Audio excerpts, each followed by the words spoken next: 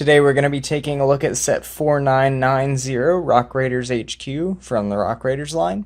It was released in the year 1999 and according to the box is 402 pieces. Original retail price was $80 and this is the largest set in the Rock Raiders line and the final one for the main series. Here I have the instruction manual showing what the box art would look like, and strangely this one is printed in portrait mode similar to the Granite Grinder.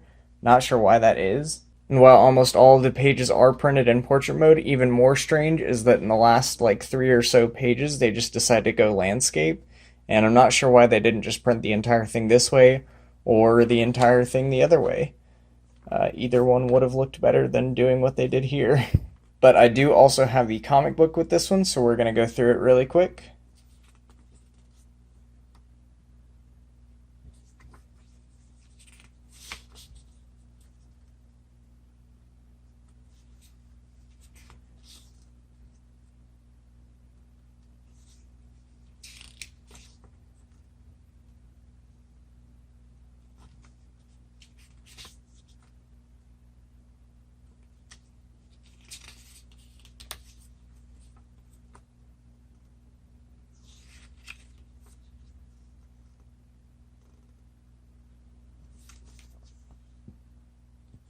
So let's go ahead and start building.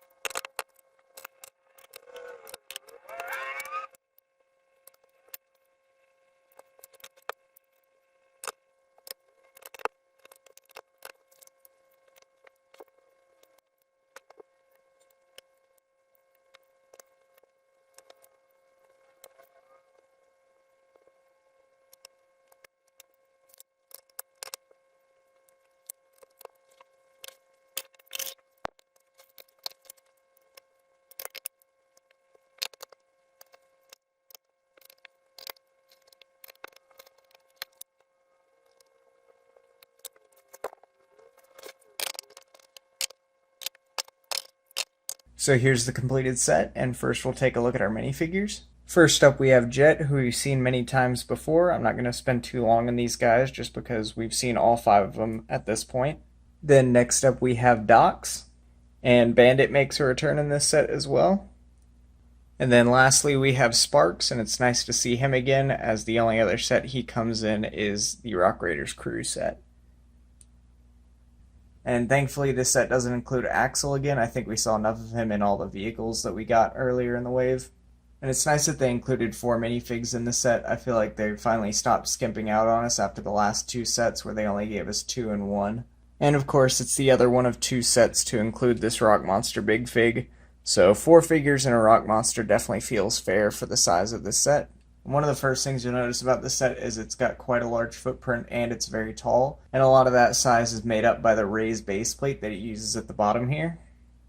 But before we jump into that, let's look at the side builds first. The first one we have here is this mini hover scout that rests in this transporter bay area. And again, this one's about as simple as the other 2 hover scout-like vehicles that we've seen in this line, although it does have 2 nice printed pieces up front and in the back here. And then another one of my favorite builds is this small cargo car. For some reason, I just really like the simplicity of these small compact models. So looking back at the main model, it's got quite a bit going on, so we're going to try to tackle it in sections. And each of these 4 corner builds can just lift right out of the base plate here, which is pretty cool because in a way they can be modular. You can swap them around or even just have them outside of the base if you want to have a more open look to it. Anyways, this first small build here is the teleporter or transport bay for the tiny tunnel scout, and it just slots right in there nicely. Then next up we have the station where they carve open the rocks with this laser device here. And as you can see, it just aims down and then you can spin the boulder and imagine that it's just creating that nice seam where it cracks open. And normally there would be a crystal in here, but I actually put it somewhere else in the build, which we will return to later. And then we have this crane build, and it's actually a really cool mechanism here. This part does extend and retracts, and then you've got the boulder hooked onto the end here just with a 2x2 Technic plate. And it's quite tall, as you can see, and then it also has this lever here that you can twist to raise and lower it. And if we attach it back onto the main building, you can see that it is the perfect height to just drop boulders into this middle section here. And I think that's cool that they integrated it so well.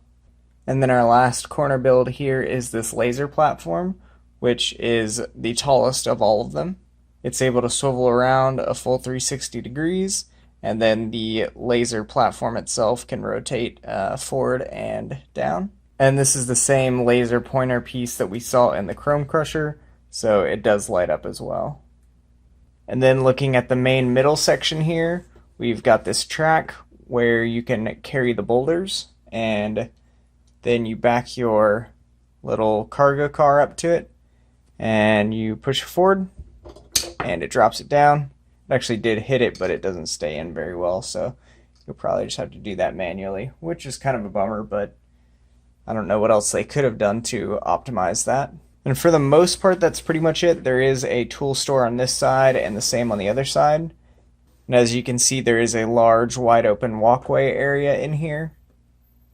And one of my first complaints for this set is that I really wish that instead of putting these tool stores here, they could have done something like a small ramp just coming down the side here, and that would have been great to have it seem more integrated with the environment, such that you could have your little car just driving up the side here, and then it fits perfectly going down this alleyway here. And I just think that would have been cool to make it seem more lively, like they transport cargo all the way through there, and it's just a wide open base in the cavern. And returning to what I hinted at earlier, I feel like 2 boulders is a perfectly fine number to include, although I do wish instead that they had included at least 4 energy crystals, and that is because inside here you can house your energy crystals, and this is where I put the one that was inside the other boulder.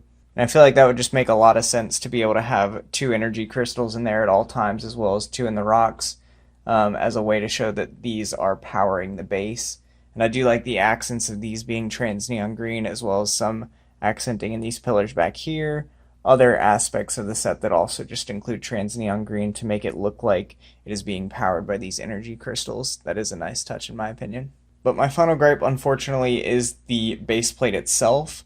I love Ray's base plates, but I've got to say I feel like this one is probably the weakest of them, and I think that's just because it's so uniform, and then it's got this big dip in the middle that in most official sets I feel like is not utilized that well.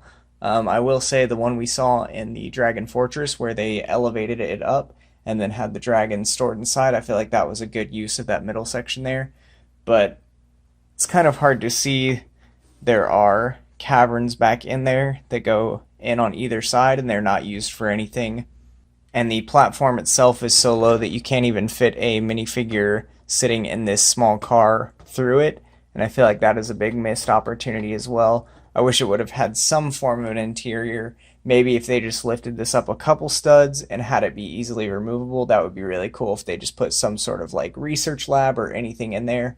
Because as it stands, it's just, these four pillars and then this middle track, and I feel like they kind of missed an opportunity there. Anyways, adjusted for inflation, the set would have retailed for $124.84, and I feel like a lot of that price is taken up by the raised base plate as well as the light feature and the laser, similar to what we saw in the Chrome Crusher. However, current used prices have it at $89.82, and I feel like that is a much more reasonable price to pay for this set. It still does feel like an $80 to $90 playset, and even though I do have some complaints with it, I feel like it is worth that price point if you can find it at it. Anyways, that's my review. Thanks for watching.